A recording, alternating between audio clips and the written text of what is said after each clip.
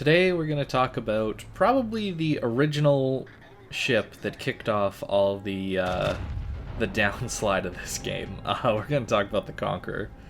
Um, this ship's been in the game a while at this point, and it's strong. It's in its strongest phase, at least released phase. I know when they were testing this ship, it was kind of crazy. But right now, I think this is the strongest Conqueror has ever been, and that's kind of sad because this ship, when it released, was already disgustingly powerful. So this game, you're just gonna see me use high explosive the entire game, and it is incredibly effective, as you can see. 10,000 damage, double fire on that Thunder. Um, this ship is incredibly stealthy. It's got somewhat weak armor, but its heal makes up for that massively. And, well, it has some of the best high explosive shells in the entire game. So, it's a ship that can be played a little bit aggressively now. Ever since they changed the heal to be healing much more pen damage, this ship can tank and tank and tank just by soaking up damage, not necessarily by mitigating damage. It just soaks up damage and then heals it all back. As you can see from my heal in the bottom left, I can heal 95% of all the damage I've taken so far. Which is pretty incredible because not all of it's been fires. There's been a lot of pen damage from high explosive shells. As you can see, when those come in, I barely lose any healing, any potential healing. That gray bar, just watch it. As you can see from the numbers right next to it, I can heal up to 45,000 health, and I get 4 of those. So this ship's kind of crazy. You survive by playing aggressively, taking damage, and then going back out, healing, playing more aggressively again, then going back out and healing. So you're not going to be able to just hard push the enemy team, but you're kind of in this go in and do something, run away. Go in and do something, run away kind of phase. That's kind of how Conqueror wants to be played. You, of course, can play it from the very back of the map. As you can see, 14,000 damage from high explosive. It's pretty crazy. So, the way I like to play this ship is I want to deal with enemy battleships. That's really what this ship excels at. In this game, I pretty much exclusively shoot HE. If I was playing it optimally, you would switch to high explosive, as I take expert loader, which allows you to switch faster. It's got actually really good armor piercing shells. The problem is the high explosive is just so good that most of the time you don't need it. The armor piercing is actually short fuse armor piercing, so you actually get a lot less overpens than other battleships do. Partially because of that, though, that shorter fuse means you tend to shatter on battleship belt armor a little bit more when you would normally get citadels with, say, like a Montana. But on upper belts, you don't get overpens as much, so that's kind of nice. So if you do find cruisers that are giving you broadside, the armor piercing is no joke.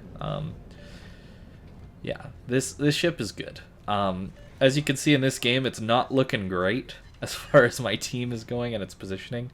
We've stalled out on this this flank that I'm on, and my team is pretty much lost on the C side or D side of the map as well. So, well, the health is a little bit close. Our positioning's pretty bad. So I know I need to deal with this Yamato and Thunderer. So that's why I'm coming out to the flank here. I'm going here alone because I know I can take on this Yamato and Thunder by myself. That's how strong this Conqueror is. Just wait till I pop this heal when it's at full capacity. It's pretty hilarious how much health you're ticking up for every second. And the reason I'm so confident, despite Yamato overmatching me and Thunderer being able to just spam really, really powerful high explosive rounds as well, is this heal. This heal just lets you sustain for so long compared to what those other two ships can do. So, and again, like 16,000 damage, a high explosive salvo, and a double fire. Like, this ship's nuts. So it's this heal, really. So as you can see, we're healing back up, ticking away. Um, you know, so despite taking a lot of pen damage there from the Yamato and the Thunderer, we still have a lot of healing to do. And as you can see, in a minute, our heal's going to be back up. So the reason I'm coming out here is, again, to deal with these two ships. These are the linchpin ships that are keeping my Des Moines and I think it's a Salem from pushing up around this flank, and we really need this flank to go well. So this is kind of the make or break kind of point of this game. And we're doing pretty solid, as you can see, another 15k salvo. Yamatos hate you. You don't deal well with Yamatos, so like I showed you in the Yamato video, you deal a ton of damage to Conquerors, Thunders, Republics with your Yamato shells that overmatch his armor. But be aware that these ships can deal a ton of damage back to you, and it doesn't matter what your angle is. So, as you can see, I made quite a bit of distance so I can go dark in between. And you'll also notice I often just pop my damage control almost on cooldown with fires, because a couple fires burning like this, a double fire, I actually don't care about, because my heal is just so insane and heals 100% of high explosive, or at least fire damage, sorry. So it's kind of nuts what you're able to do. As you can see, we've already ticked up to 167,000 damage in this short amount of time. We haven't even crossed the 11-minute mark of this game. Pretty crazy stuff. So this ship is really good, but it's not good for the game. Just being able to do this massive damage by aiming in the general vicinity of a ship, I think is really bad. It doesn't care about angling, it doesn't care about distance really. All that matters is that you hit the ship somewhere. You can see we got our Witherer already. And because your heal is so strong, you can play this playstyle for so long. It doesn't have the weakness that the Thunderer has or the Republic has, where its heals don't really keep up with a lot of the incoming damage, so you have to play a little safer. But you get the strengths of really, really good guns on those ships. Well, this ship kind of takes that and throws it out the window. It almost feels like a mistake, this ship, in how they've made it. And it used to be that fighting a Yamato and fighting Thunders and all these different ships was a scary prospect, because your heal wouldn't heal as much of the full pen damage. But now, as you can see, I've already used 2 heals, and I can still heal up to around 50, 60k, which is pretty crazy, I think. The weakness of the ship, for sure, is AA. Despite AA basically doing nothing, this ship has one of the worst AA platforms out of all the tier 10 battleships, so what you really have to make up for that with is the good maneuverability. If you run the legendary mod, you'll actually have almost like heavy cruiser level rudder shift, so that can really help you out in dodging shells and dodging aircraft and all that stuff.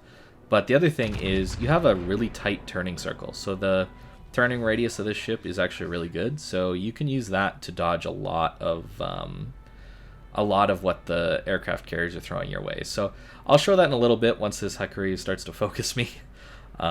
He's kind of dealing with the rest of our team at this point. But we've pretty much won this game, so it's a good ship, the Conqueror is. It's worth getting if you want to play this HE spam, heavy hitting playstyle. It's not a battleship for everybody, I don't think, and the reason for that is you want to be balancing on that knife edge of you're close enough that you're taking damage for your team, but you don't want to go in too much that you get caught without your heal available or your repair available, and you end up dying. So this ship is kind of perfectly balanced on a knife edge, is what gets you the most, makes you the most efficient you can possibly be. So as you can see, I dealt with this flank pretty well. My team helped, obviously, but this ship is really, really good at dealing with kind of the linchpin ships, since you don't really care about their angle. Other battleships care about the angle, like a Montana, let's say. If I was shooting at those bow-in battleships, I would really struggle because, of course, AP would bounce. But this ship doesn't struggle, so that is a definite strength of this ship. So here, as you can see, I'm turning into these torps because, well, that's the easiest way to dodge. But now he's kind of caught me broadside.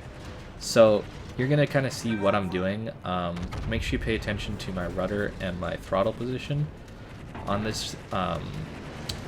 It'll help you dodge a little bit. What happens when you slow down during a turn, it actually makes your turn tighter. So, I mean, you lose a lot of momentum, but you can actually turn shorter if you slow down during a turn.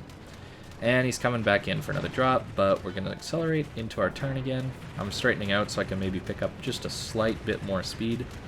And I'm going to try and dodge what he drops on me. So, we 2 there on 3 drops. I'd say that's not bad as far as his damage is concerned, because Hakuryu torps, I mean, on a torp strike you should eat 10,000 damage every drop. So we actually end up eating 3 on 4 drops, so that's pretty solid. I would say that's pretty good damage mitigation from a Hakuryu.